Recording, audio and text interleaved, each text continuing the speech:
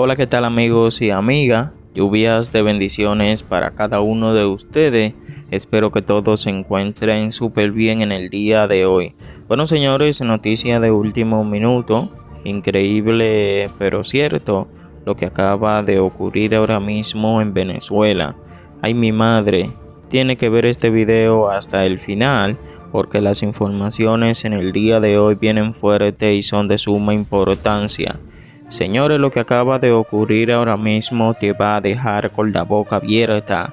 Por fin, la libertad está más cerca que nunca. Ay, papá, lo que acaba de ocurrir ahora mismo te va a dejar con la boca abierta.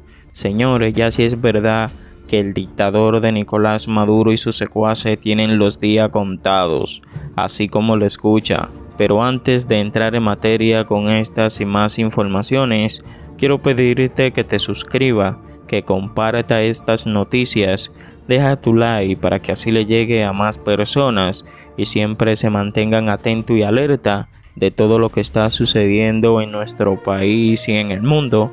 Y en el nombre de Jesús, Venezuela va a ser libre. Si tú quieres que Venezuela sea libre, comenta Venezuela libre y de dónde tú apoyas tu país.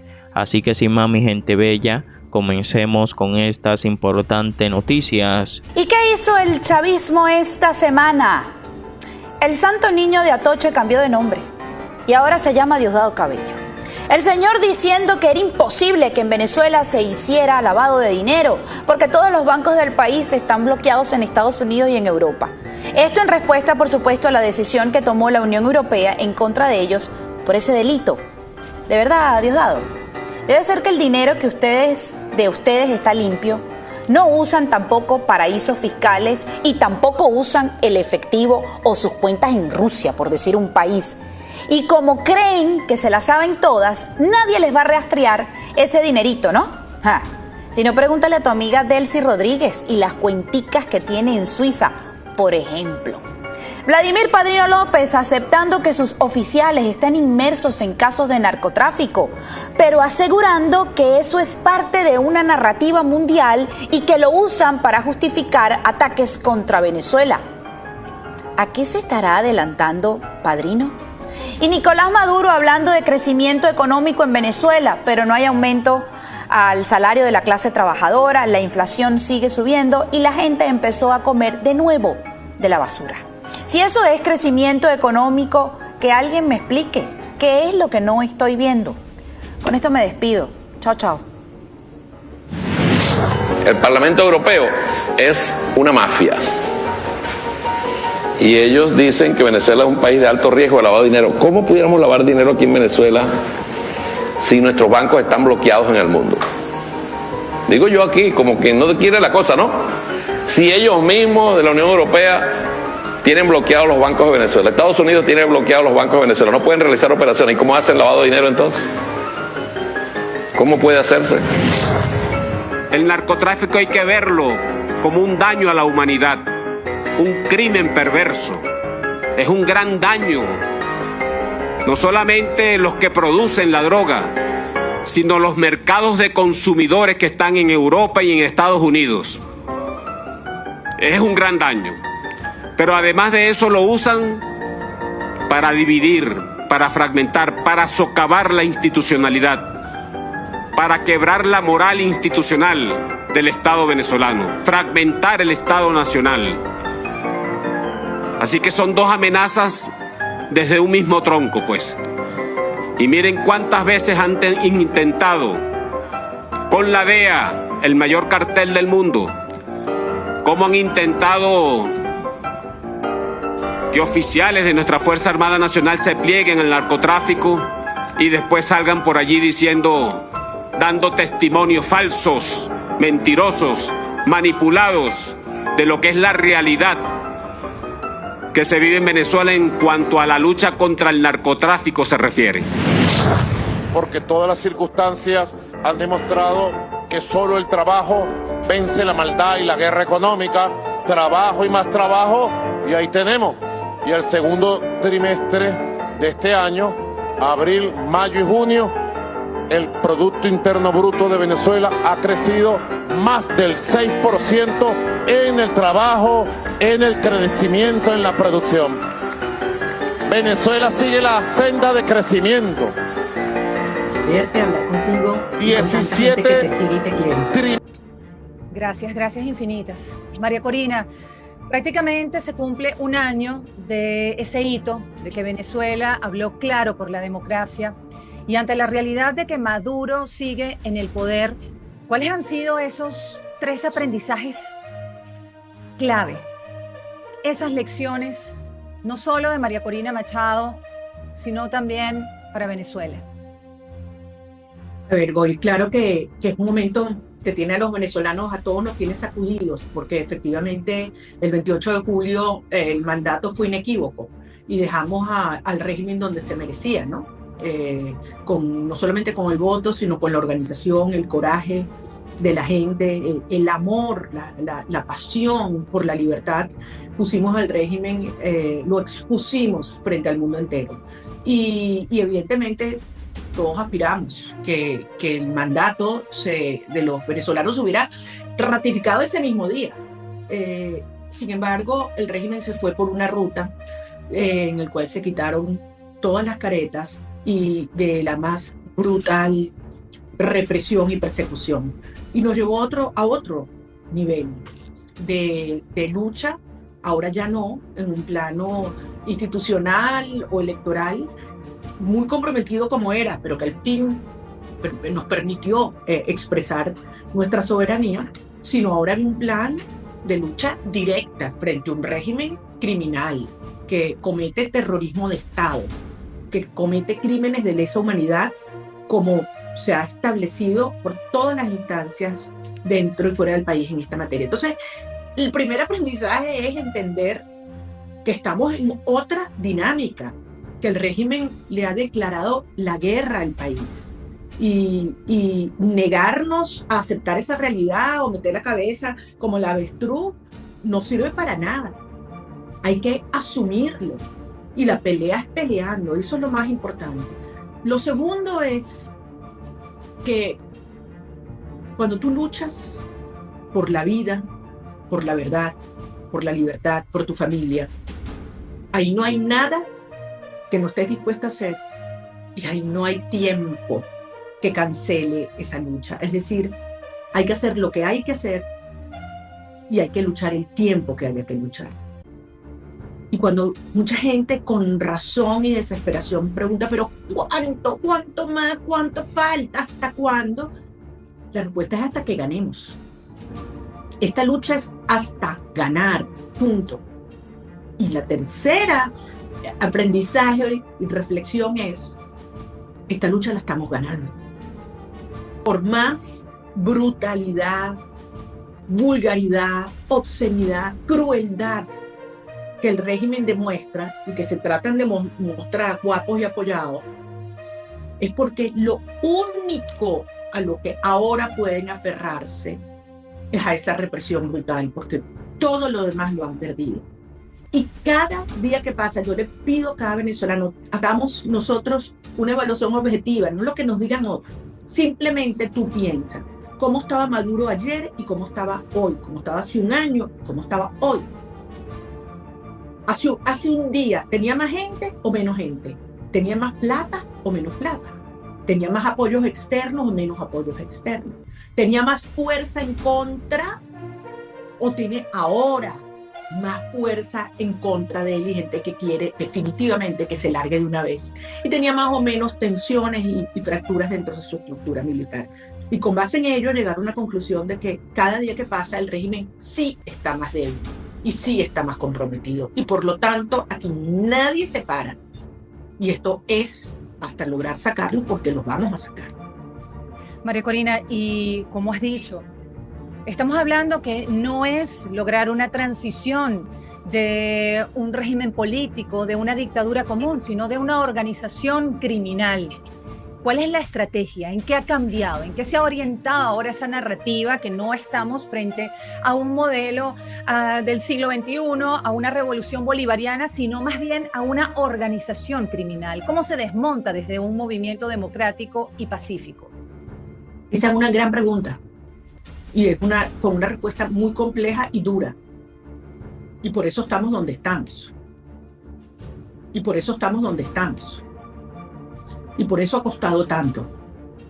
Porque hay algunos que todavía creían que con este régimen simplemente porque el 80%, el 90% del país no los quiera, o porque se demuestra su corrupción, era suficiente para que simplemente dejaran el poder y se fueran. No, son criminales que están aliados no solamente con Cuba, con Irán, con Rusia, con Hezbollah, con Hamas, con los carteles de la droga, con la guerrilla colombiana. Es decir, han creado un entramado para convertir a Venezuela en el hub del crimen organizado. Entonces, esto ya no es un tema que solo afecta a los venezolanos. Tenemos mucho tiempo diciéndolo.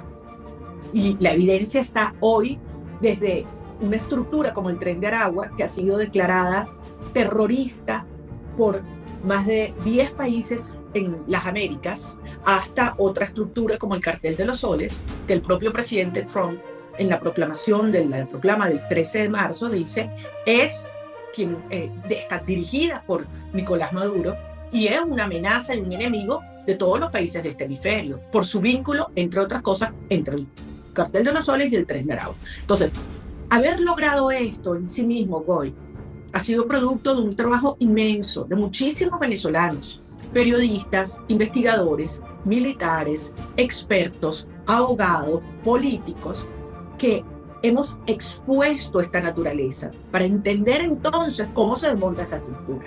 Y hemos ido quitándole los soportes que usaba el régimen para aguantarse.